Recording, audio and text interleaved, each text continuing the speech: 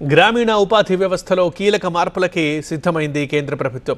మహాత్మా గాంధీ జాతీయ గ్రామీణ ఉపాధి హామీ పథకం స్థానంలో వీబీజీ రామ్జీ పేరుతో కొత్త విధానాన్ని తీసుకొచ్చింది. ఇవాల్టి నుంచి ప్రారంభమైన ఈ కొత్త పథకంతో గ్రామీణ కుటుంబాలకు ప్రస్తుతం ఉన్న ఉపాధి రోజుల్ని పెంచడం, కూలీల ఆదాయాన్ని మెరుగుపరచడం, గ్రామీణ మౌలిక వస్తువుల అభివృద్ధికి మరింత ప్రాధాన్యత ఇవ్వడమే లక్ష్యం. కూలీలు, పనుల వివరాలు, మస్తర్ల నమోదు, వేతనాల చెల్లింపులు, రికార్డులు పూర్తిగా జీరామ్జీ పేరిటే నిర్వహించాలి. దీనికి అనుగుణంగా కొత్త వెబ్సైట్ ప్రారంభమవుతోంది. ఇప్పటి వరకు ఉన్న యాప్ల పేరు జీరామ్జీకి మార్చబోతున్నారు.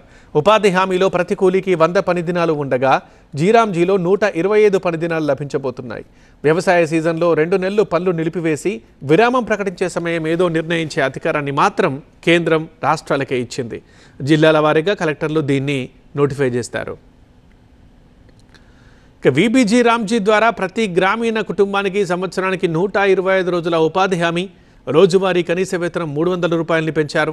అలాగే కేంద్ర రాష్ట్ర ప్రభుత్వాల నిధుల వాటాని 60-40 నిష్పత్తిలో అమలు చేస్తారు. అలాగే గతంలో సగటు రోజువారీ వేతనం 298.8 రూపాయలు ఉండగా ఇప్పుడు కొత్త పథకం కింద అది 327.4 రూపాయలకు పెరిగింది. అంటే సగటున రోజుకి 28 రూపాయల కంటే ఎక్కువ వేతనం పెరిగింది.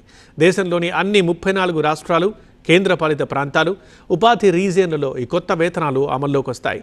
దేశంలో ఏ ఒక్క కార్మికుడికి కూడా రోజుకి 300 కంటే తక్కువ కాకుండా వేతనం లభించాలని కేంద్రం మధ్యంతర వేతన పరిమితిని నిర్దేశించింది. ఈ సవరణకి ముందు దేశంలో అత్యల్ప ఉపాధి హామీ వేతనం 241గా ఉండేది.